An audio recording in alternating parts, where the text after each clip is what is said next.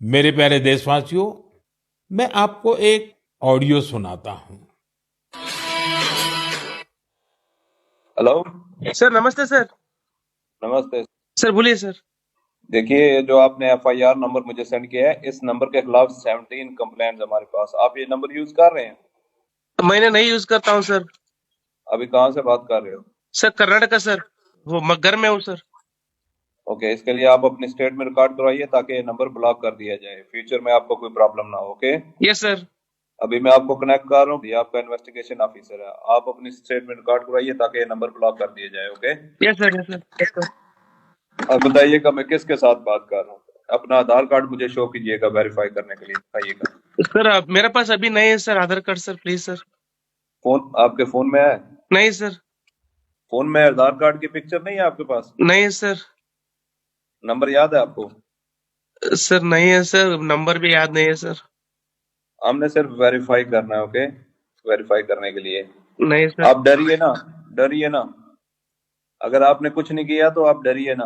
हाँ सर, हाँ सर। अगर आपके पास आधार कार्ड है तो मुझे दिखा दीजिए वेरीफाई करने के नहीं लिए। सर, नहीं सर, मैं गांव को आया था सर, घर में है सर। Okay, coming. जय हिंद। इस व्यक्ति के वन साइड वीडियो का रिकॉर्ड करो as per the protocol. Okay, ये ऑडियो सिर्फ जानकारी के लिए नहीं, ये कोई मनोरंजन वाला ऑडियो नहीं है। एक गहरी चिंता को लेकर के ऑडियो आया है। आपने अभी जो बातचीत सुनी, वो डिजिटल अरेस्ट के फरेब की है। ये बातचीत एक पीड़ित और फ्रॉड करने वाले के बीच हुई है। डिजिटल अरेस्ट के फ्रॉड में फोन करने वाले कभी पुलिस, कभी सीबीआई, कभी नारकोटिक्स, कभी आरबीआई, ऐसे भांति भांति के लेबल लगाकर बनावटी अधिकारी बनकर बात करते हैं और बड़े कॉन्फिडेंस के साथ करते हैं।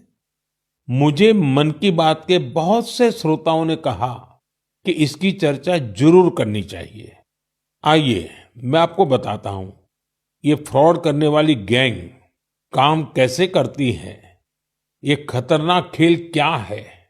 आपको भी समझना बहुत जरूरी है, औरों को भी समझाना उतना ही आवश्यक है। पहला दाव, आपकी व्यक्तिगत जानकारी, वो सब जुटा करके रखते हैं। आप पिछले महीने गोवा गए थे, है ना? आपकी बेटी दिल्ली में पढ़ती है ना? वे आपके बारे में इतनी जानकारी जुटा कर रखते हैं कि आप दंग रह जाएंगे। दूसरा दाव, भय का माहौल पैदा करो। वर्दी, सरकारी दफ्तर का सेटअप, कानूनी धाराएं, वो आपको इतना डरा देंगे, फोन पर बातों बातों में आप सोच भी नहीं पाएंगे। और फिर उनका तीसरा दाव शुरू होता है। तीसरा दाव, समय का दबाव। अभी फैसला करना होगा, वरना आपको गिरफ्तार करना पड़ेगा। ये लोग पीड़ित पर इतना मनोवैज्ञानिक दबाव बना देते हैं कि वो सहम जाता है। डिजिटल अरेस्ट के शिकार होने वालों में हर वर्ग, हर उम्र के लोग हैं। लोगों ने डर की वजह से अपनी मेहनत से कमाए हुए लाखों रुपए गंवा दिए हैं। कभी भी आपको इस तरह का कोई कॉल आए तो आपको डरना नहीं है। आपको पता होना चाहिए, कोई भी जांच एजेंसी फोन कॉल या वीडियो कॉल पर इस तरह पूछताछ कभी भी नहीं करती। मैं आपको डिजिटल सुरक्षा के 3 चरण बताता हूं। ये 3 चरण है: रुको, सोचो, एक्शन लो। कॉल आते ही रुको, घबराए नहीं, शांत रहे, जल्दबाजी में कोई कदम न उठाएं, किसी को अपनी व्यक्तिगत जानकारी न दें। संभव हो तो स्क्रीनशॉट लें और रिकॉर्डिंग जरूर करें। इसके बाद आता है दूसरा चरण। पहला चरण था रुको, दूसरा चरण है सोचो। कोई भी सरकारी एजेंसी फोन पर ऐसे धमकी नहीं देती, न ही वीडियो कॉल पर पूछताछ करती है, न ही ऐसे पैसा की मांग करती है। अगर डर लगे तो समझिए कुछ गड़बड़ है। और पहला चरण, दूसरा चरण और अब मैं कहता हूं तीसरा चरण। पहले चरण में मैंने कहा रुको, दूसरे चरण में मैंने कहा सोचो, और तीसरा चरण कहता हूं एक्शन लो। राष्ट्रीय साइबर हेल्पलाइन 1930 डायल करें, cybercrime.gov.in पर रिपोर्ट करें, परिवार और पुलिस को सूचित करें, सबूत सुरक्षित रखें। रुको, बाद में सोचो और फिर एक्शन लो। ये 3 चरण आपकी डिजिटल सुरक्षा का रक्षक बनेंगे।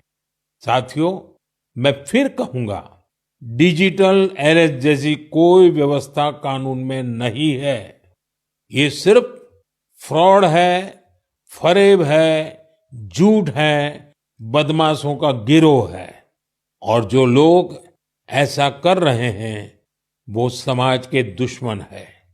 डिजिटल अरेस्ट के नाम पर जो फरेब चल रहा है उससे निपटने के लिए तमाम जांच एजेंसियां राज्य सरकारों के साथ मिलकर काम कर रही है। इन एजेंसियों में तालमेल बनाने के लिए नेशनल साइबर कोऑर्डिनेशन सेंटर की स्थापना की गई है। एजेंसियों की तरफ से ऐसे फ्रॉड करने वाली हजारों वीडियो कॉलिंग आईडी को ब्लॉक किया गया है। लाखों सिम कार्ड, मोबाइल फोन और बैंक अकाउंट्स को भी ब्लॉक किया गया है। एजेंसियां अपना काम कर रही है, लेकिन डिजिटल अरेस्ट के नाम पर हो रहे स्कैम से बचने के लिए बहुत जरूरी है हर किसी की जागरूकता, हर नागरिक की जागरूकता। जो लोग भी इस तरह के साइबर फ्रॉड का शिकार होते हैं, उन्हें ज्यादा से ज्यादा लोगों को इसके बारे में बताना चाहिए। आप जागरूकता के लिए #SafeDigitalIndia का प्रयोग कर सकते हैं। मैं स्कूलों और कॉलेजों को भी कहूंगा कि साइबर स्कैम के खिलाफ मुहिम में छात्रों को भी जोड़ें। समाज में सबके प्रयासों से ही हम इस चुनौती का मुकाबला कर सकते हैं।